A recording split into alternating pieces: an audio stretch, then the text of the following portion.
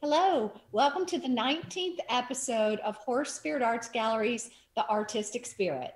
Tonight we'll be interviewing artist, actually he's a metal sculptor, Dave Hardell. You'll get to ask him questions, you'll get to see his process, tour his art studio, and see finished products of his work. But before we start, it's a live Facebook show. So Rob Hix, who's our producer and brainchild behind this, is going to come online and explain what it means to be a live show. Rob, will you join me? Hey, Robin. Hey. So what does it mean to be a live show? I guess it means that you're perfectly setting yourself up to make a fool of yourself. Nice. Nice. So I want to say hi to a few people that hopped in early. Lee Bowditch and Bill Palmer just hopped in. I just saw that. Lori Hansen. And I see that 6 others are in the room, but as Robin is usually reminding me to remind you, if you don't leave a comment in the chat, we can see that somebody's watching, but we don't know that you're watching. So leave a comment in the chat, and during the interview with Dave, certainly ask Dave questions, make fun of him, and we'll read the comments in the chat. Yeah. Yeah, and like and make sure you guys share this out. Okay. Thank you, Rob. All right, have fun. Okay, here we go. So let me tell you a couple things about Dave. First of all, Dave has been working with metal for the last 30 years, 30. So obviously he started in the crib, you know, because he's like 32 years old. His work resides in lots of collections all throughout the DC metropolitan area, throughout Maryland and farther away. I actually have a piece of his work as well. He has an interesting start and he works till this day, and I just want to introduce you to Dave Hardell. Dave, welcome. Hey, thanks for having me. Are you nervous? I'm not nervous at all. Good, good. Well, I actually want to start with my favorite piece of your work that you've ever done. Rob, will you bring that up? It's the Matisse piece. Here we go. So this is called Nod to Matisse. And this is my favorite piece of work that Dave has ever done. It just sold this past week. But what happened is another person came in, commissioned another one. It was like 3 feet tall, but it was an absolutely stunning piece. So I just have to brag on Dave to start with. So he's actually sold 2 of them. Okay, so now Dave, we're back to you. Tell us how you got started working with metal. Well, I started in 1988. In the crib? No, not in the crib. I wish. I'm just wandered into this custom goldsmith shop in downtown Blacksburg, Virginia, where I met a man that changed my life. He had a very fascinating studio. Everything excited me. I mean, the gemstones, the cool custom metal work that he had done just lit a fire in me. And I asked him if he needed an apprentice or how do I go about making what you're doing? And he said, well, what are you doing tomorrow? Wow. Went over to Virginia Tech campus where I was enrolled. I got out of school and I started working for him the very next day. Wow. And he was a huge, huge changer in my whole life. What was Robert Smith jeweler. Robert Smith Jewelers. Shout out. So I ended up working with him for 9 years. Wow. And then decided to strike out on my own. Started my own jewelry company and did that for another 10, 12 years. And I don't know, artists like me kind of get bored after a while. So I bought a welder, taught myself how to weld, and the rest is history. I don't make jewelry anymore. I weld. That's great. You're really good at it, Dave. And you Thank you. have been successful selling things here at the gallery. That's for sure. People like your work. Keeps me out of trouble. There you go.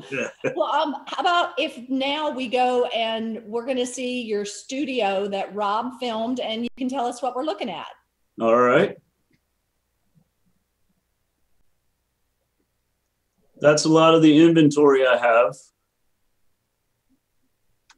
built up for the Christmas season. Right there is my workbench. We're coming up on some grinders, a drill press, a lot of gears. Like back in that corner is all bicycle gears that I've collected, because I do a lot of artwork with bike gears. That's just some junk laying around. I didn't clean up too well before Rob came over. Dave, from where I went over to what this looks like now, this is fabulous. It's come a long way. There you go. So I do a lot of work with bike gears, as you can see. And that's mostly inventory that I just, when I have time, I build up for the Christmas season. HorseSpirit Arts Gallery sells a lot of my bike parts stuff. So it's just an ongoing process to keep that inventory fulfilled. That's my new phase. Some people call it my prism phase, but it's really my prism phase. Not to be confused with prison. That's a piece that's pretty old. That's a shadow box I made. Did quite a few of those. Did a lot of wine festivals and events.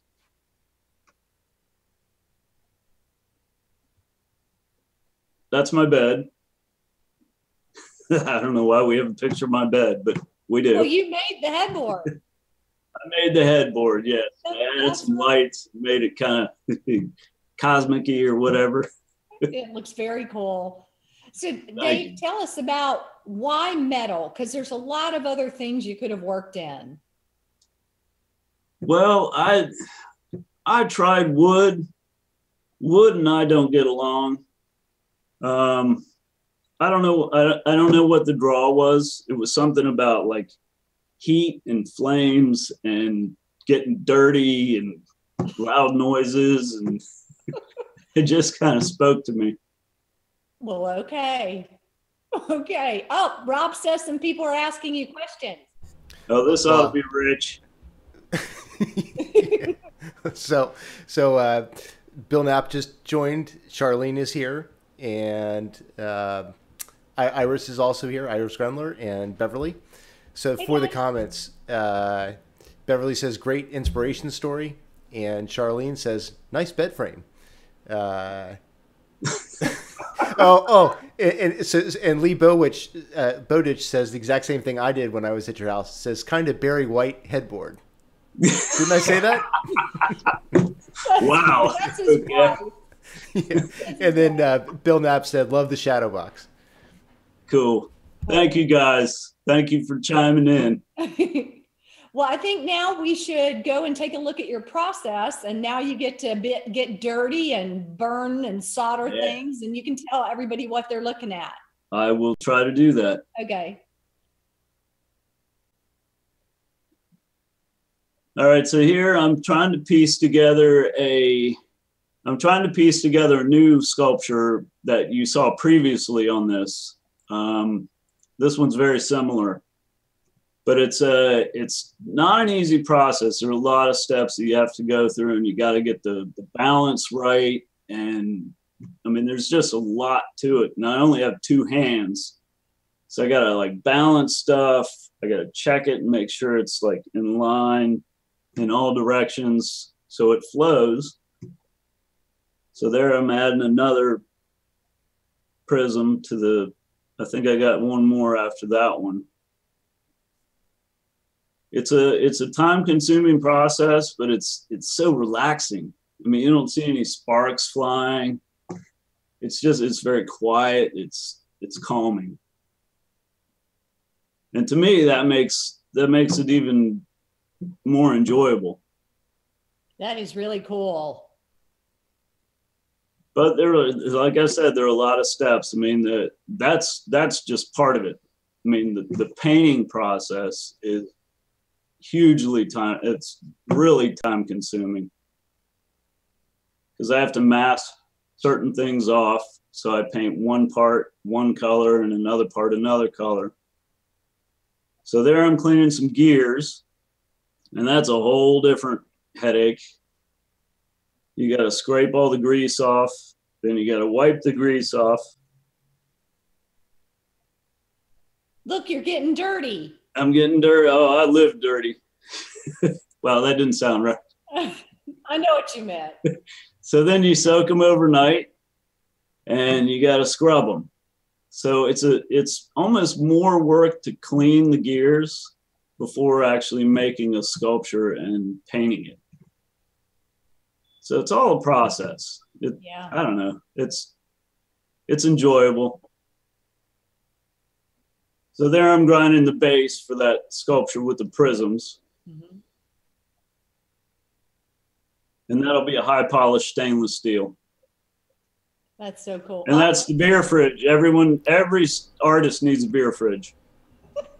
Or a wine refrigerator. I do beer. Well, and that also helps with Beverly Hunter, because that was actually one of her comments. She said, where are the beers? Now you know. Oh, they're in there. Nice. Well, you know what, Dave, in the gallery, you have a huge piece like the one that you were showing people. Yes. It's very cool. And that one, there was a lot of labor, hours and hours into that one. It's again, another prism, and they're stacked, and they just have to be just so. And it's a lot of labor, but it's a labor of love. How many prisms do you think are in that one? Probably too many. No, but I would maybe 30. Probably, yeah, more than likely. Yeah, it's really very cool.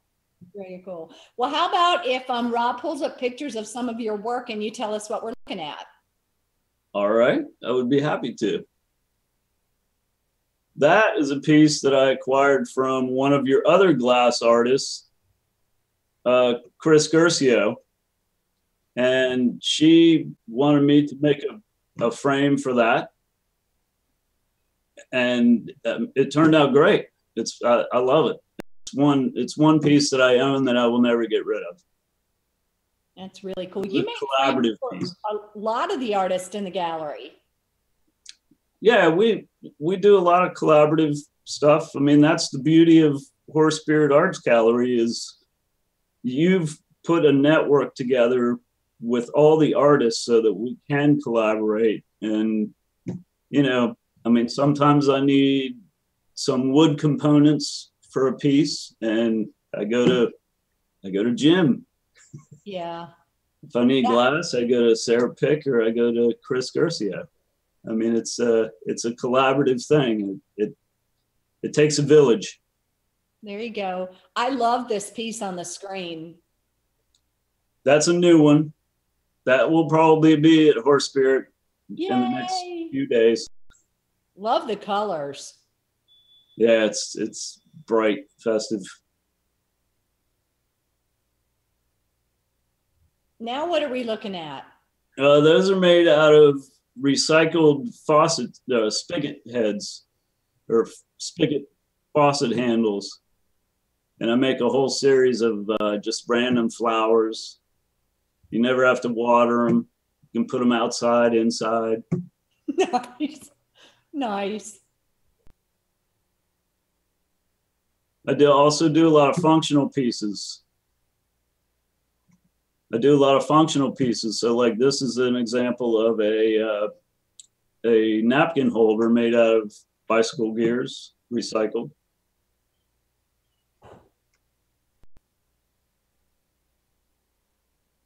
This one's a little different.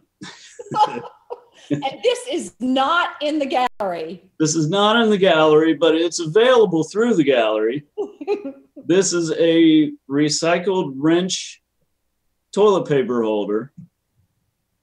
And I just used a bunch of recycled wrenches and created something functional out of it. And we use it every day, I guess.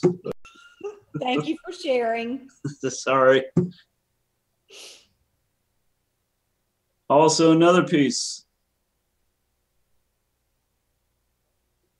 Another recycled piece. That's a bicycle seat and wow.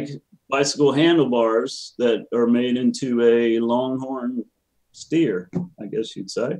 And what do you use it for? Absolutely nothing. Art on the wall. That's very cool. I mean, you could hang clothes or whatever on it, I guess, if you wanted to, but. Well, I mean, you just showed me a toilet paper, you know, so I'm trying to figure out what things are used for now. Not everything I make is functional. Okay. Now, this goes back to when I started making jewelry. And I did a lot of workshops with Robert Smith, my mentor. And we did, this was kind of a collaborative piece, I guess you would say. It's made out of sterling silver and copper. And it's like a seascape type thing. Another piece I'll never sell. There you go.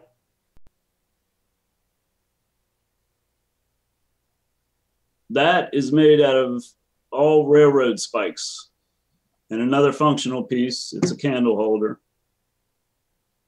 So I do. What's that? Beverly wants to know about the colors. I think she was referring to the flowers, but she was asking if it was enamel. And Bill Palmer, rightly so, suggested that toilet paper holder be in the gallery in the bathroom. That would be no. Yeah. That would be no. Well, but Charlene herself even said that it was a great use of wrenches. Hey, I got a lot of wrenches laying around. Oh, y'all are killing me. It might just show up in the gallery anyway. And you'll know where it came from. Another bicycle gear clock. This is actually in the gallery. That is in the gallery. And that, yeah, I try to keep a good inventory of those around. Those are popular. And more faucet handle flowers. Yeah, this is the second set of them. And another set, yep.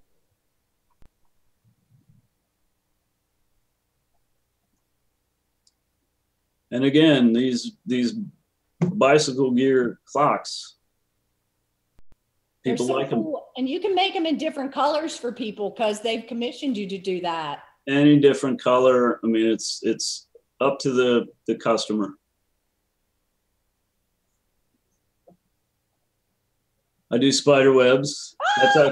That's actually hanging in my house. So and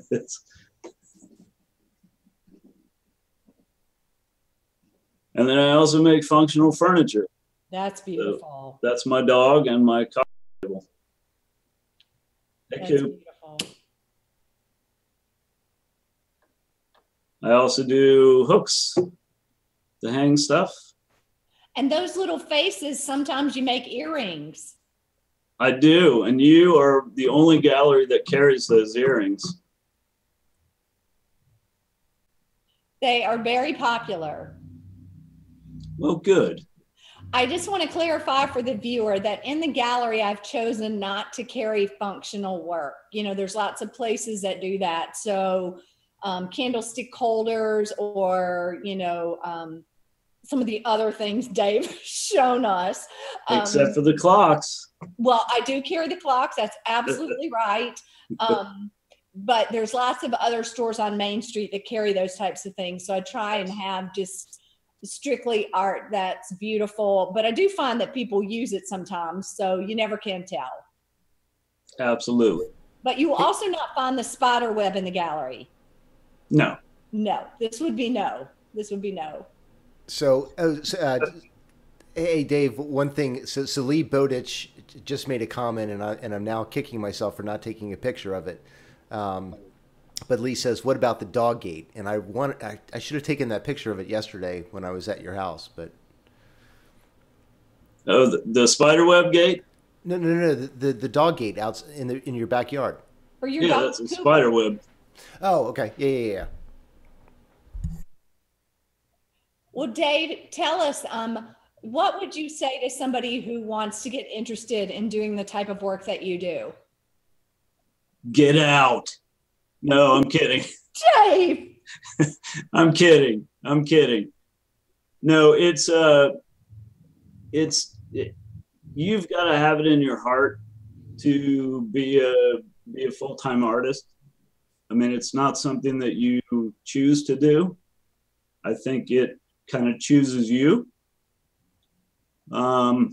If you have that in your heart, you need to run with it and do everything you can do to make your dream come true. I mean, there's a lot of stuff out there to encourage any kind of art. And people like you, Robin.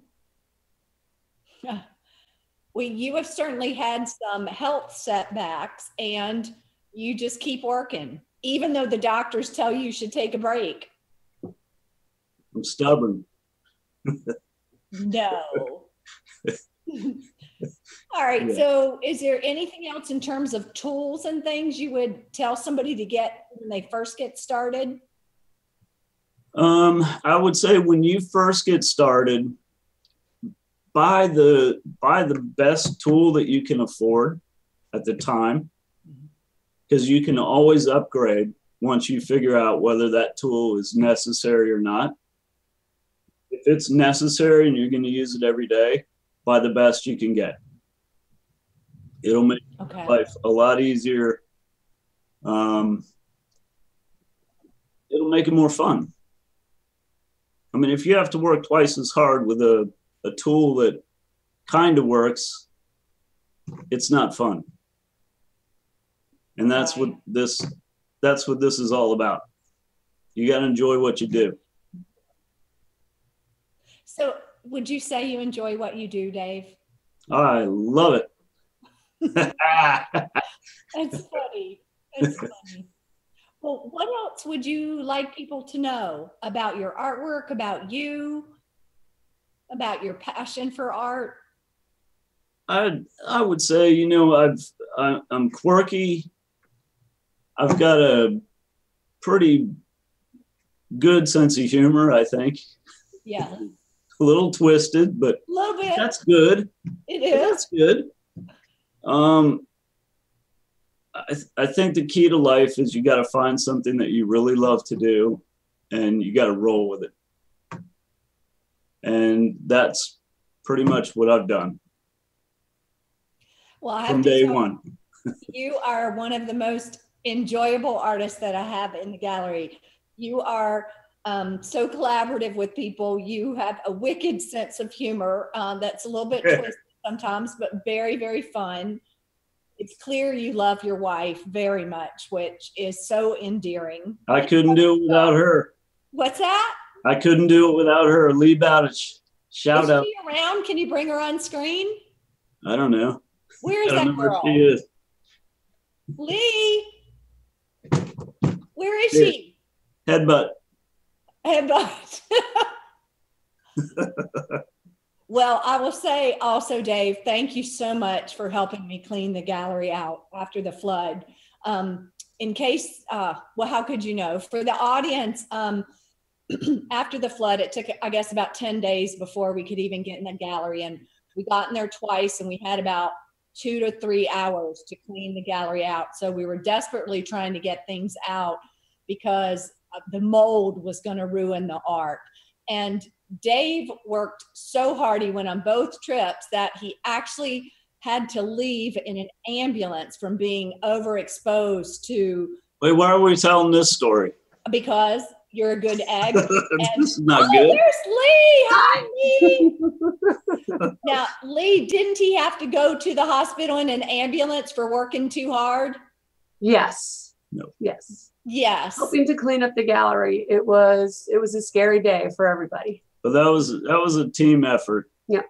It was. But Dave, you know, I can't adequately tell you how much I appreciate you helping. And I'm so sorry you had to go to the emergency room, but I feel like you have my back, and that's a really important feeling.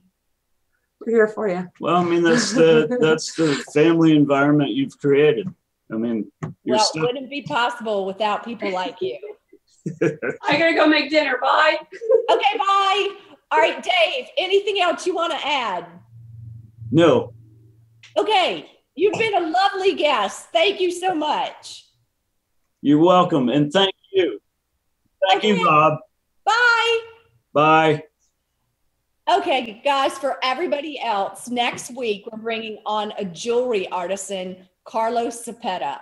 He's a silversmith, actually. He works with sterling silver, he works with stones, he works with shells, and he did the art show in Ocean City, and he won the mayor's award, and he got a big old trophy. So that was really cool. He also likes to drink tequila, and he has kind of a strange sense of humor. So please tune in next week, and you'll see his process and his finished products, and you'll get to talk to him. He's a good friend of mine, too.